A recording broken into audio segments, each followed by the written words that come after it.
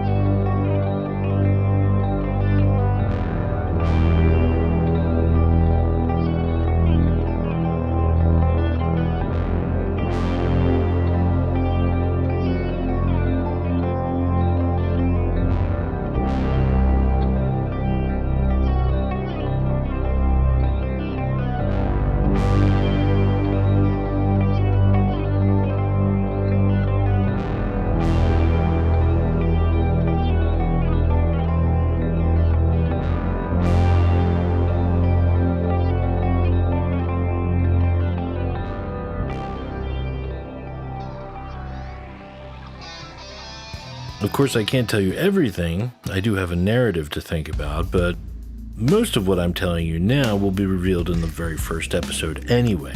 Our setting is not on Earth, or even in the same reality as Earth. Life there is as different as you can get from Earth, so there's a bit you need to know before we can dive into the characters. Our story takes place in Thorn. Yes, that's its name. Don't ask me why. It popped in my head and I ran with it. Yes, Thorn. The infinite city, and I mean infinite, in every direction, including up, down, time, scale, complexity, diversity, and of course, fashion.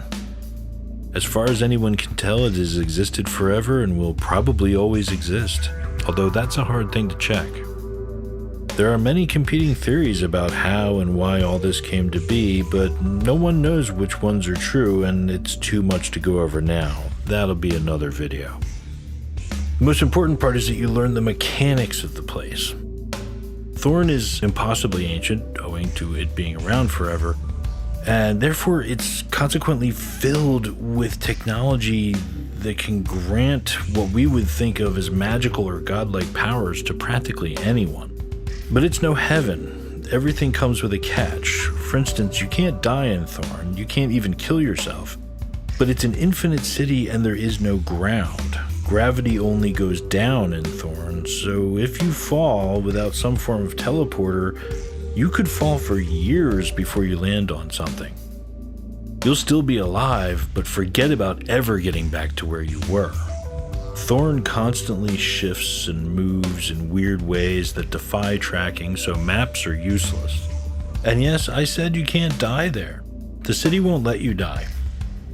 It won't let anyone die. Or at least that's how the people think of it, but again, no one knows how or why it actually works. That's lost to time. Even the caretakers of Thorn, the fixers and gardeners that maintain the city, are a complete mystery. No one even knows what kind of power they use or how they recharge or anything. They keep to themselves and ignore most people. Kind of like having wildlife that fixes your roof and weeds your garden for you. The magic mushrooms of Thorn are far more than just psychedelic. They're also delicious, nutritious, rejuvenating, and taste like whatever you desire most. People usually grow their mushrooms outside so that the gardeners can tend to them. Also, because the city keeps shifting, wireless communication is only possible across larger, empty areas. Broadcasting is mostly pointless, and even hard lines become unreliable outside of your local area, so people use robot messengers for most long-distance correspondence. Entering the city is quite hard for anyone from another reality. But once you've been to Thorn once, entering it again is much easier. However, leaving Thorn is a different problem. The tech can transport you to any place or time in any reality, but knowing and finding precisely where you want to go is almost impossible. The people of Thorn come in all shapes and sizes and spend their time creating, gaming, cooking, hanging out, and good old sex, drugs, and rock and roll. Yeah, did I mention that Surreal Orange is not for kids? It's not. It's, animated, but not. No, not for kids at all. Not that it's going to be about sex and drugs. It's not. It's about people who, when they feel like it, might happen to have sex or use drugs. Although one thing that's really important to note is I plan on it having an absolute minimum of violence. Every other show does that. Mine doesn't have to. So life could be one ongoing vacation in Thorn if you want that, and some people do, but most like to have something to focus on. Entertainment is everywhere in Thorn, and in all forms, from cookbooks to live plays and music to art so complex it makes your head spin. Rides and games and every kind of diversion you can imagine. And that's enough for most, but there are some who want to live on the edge, who flirt with danger. And yeah, you can't die in Thorn, but it's quite easy to go mad, especially when you're close to the wild, untamed thought.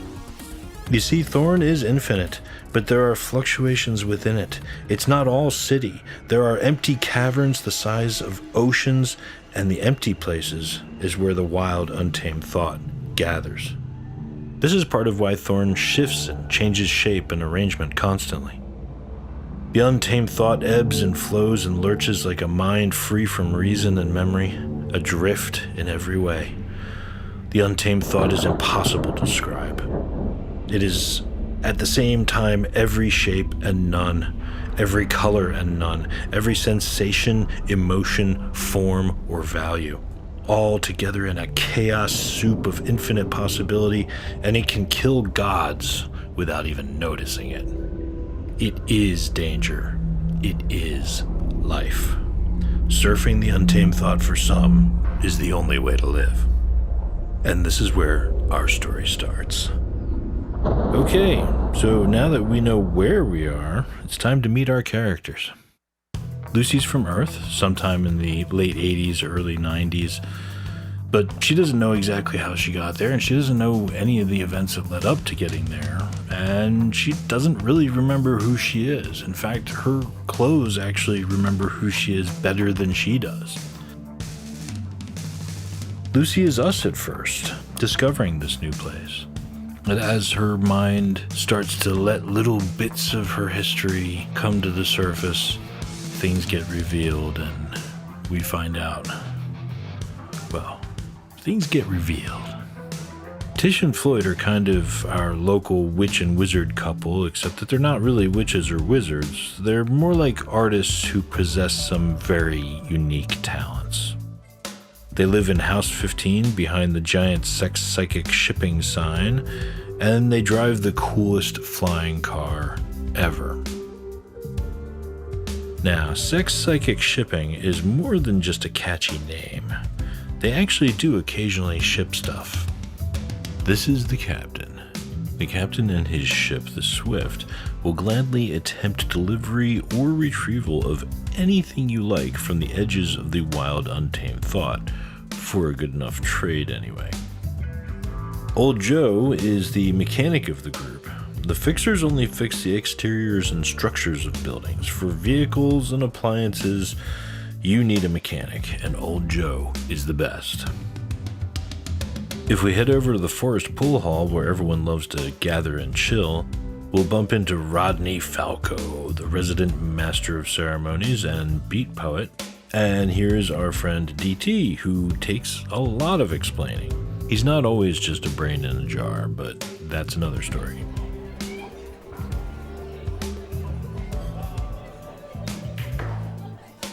And the kittens are even harder to explain. Since they don't talk, we're unlikely to get any answers.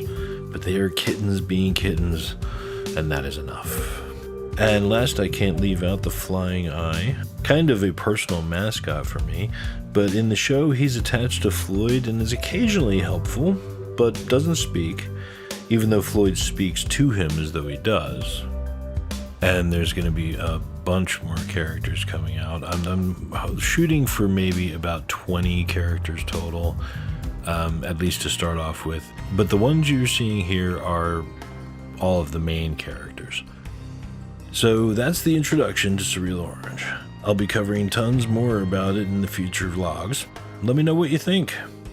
If you're enjoying the video so far, you need to know that this is the short version of the video.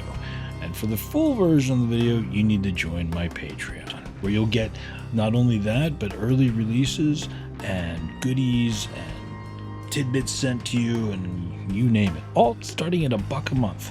And that's the end of the pitch.